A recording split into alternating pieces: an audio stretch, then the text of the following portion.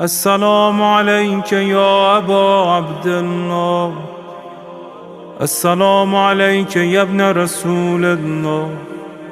السلام عليك يا خيرة الله وابن خيرته.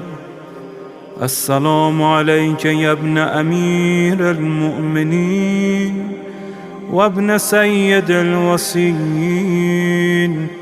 السلام عليك يا ابن فاطمة سيدة نساء العالمين. السلام عليك يا ثار الله وابن ثاره والوتر الموتور. السلام عليك وعلى الأرواح التي حلت بفنائك. عليكم مني جميعا سلام الله أبدا ما بقيت وبقي الليل